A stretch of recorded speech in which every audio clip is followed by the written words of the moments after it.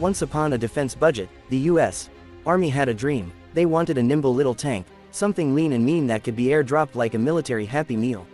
Enter the M10 Booker, a light, armored vehicle designed to dance through enemy lines with the grace of a ninja. Only problem, the ninja forgot his diet plan. The Booker was hyped to be the Army's first major ground combat vehicle in decades. Headlines were loud, generals were proud, and the checkbook was wide open. But fate, my dude, had different plans. Because this so-called lightweight tank, it tipped the scales at 42 tons. That's not light, that's, please don't drop me from a plane, heavy. The Pentagon, now left scratching its helmet, built 24 of these iron giants. And with nowhere to go, they're heading to a warehouse in Alabama. Basically, they went from war machines to garage queens. Let's throw in a rhyme real quick. Built a tank that's big and bad. Said it's light, but math went mad. Dropped from planes. Nope, too fat, now it's chilling like a house cat.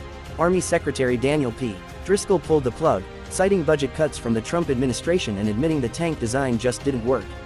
We tried to make it agile, something we could airdrop into hotspots, Driscoll said. Instead, we made a tank that needs its own driveway. And yeah, dropping a 42-ton tank out of a plane is like trying to throw a piano off a rooftop and hoping it lands on beat. Not gonna happen, bro. Even the bridges at Fort Campbell, Kentucky, were like, nah, I'm good, when the Booker came rolling. That's right, bridges said no. Yikes. The cost, over $1 billion. That's right, $1 billion. Could have funded 17 reality shows, 300,000 school lunches, or bought Twitter twice on discount. Rhymes never lie. If tanks could fly, this one be king. But 42 tons just broke its wing. Paratroopers laughed, logistics cried, and into storage it must hide. So where did it all go wrong? Blame, requirements creep. The specs kept changing like your ex's mood swings. One day it's light and fast, next day it's, can we add a hot tub?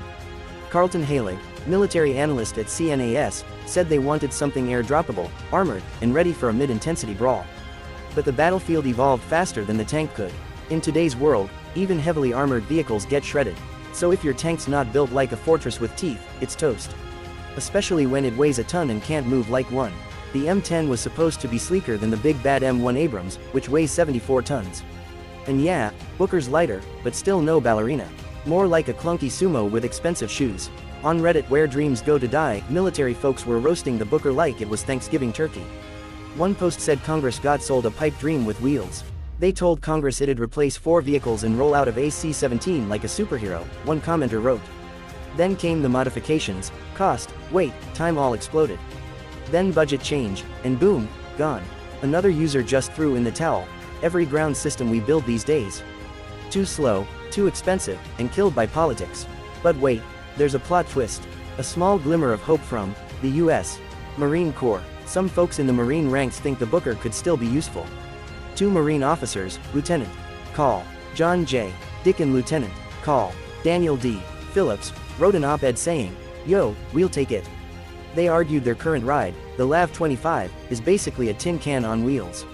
Not enough armor, not enough firepower, and drones eat it for breakfast. But the Booker, with its 105mm cannon and tanky frame, could be a game changer for recon missions and fire support. Basically, it could punch harder and die slower, rhyming while rhyming. Give it to the Corps, don't let it rust. Better than letting it rot in dust. If the Army's done, don't waste the steel.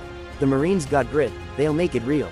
Even Major General Patrick J. Donahoe, now retired, chimed in. If not the Marines, he said, then give them to Taiwan. They could use that firepower if China ever gets feisty. Now imagine that, a tank too heavy to drop in Kentucky, shows up beachside in Taipei. The Pentagon, for the record, was hyping this tank hard just last year. They called it a modern capability, and said it'd help light forces hit harder and faster.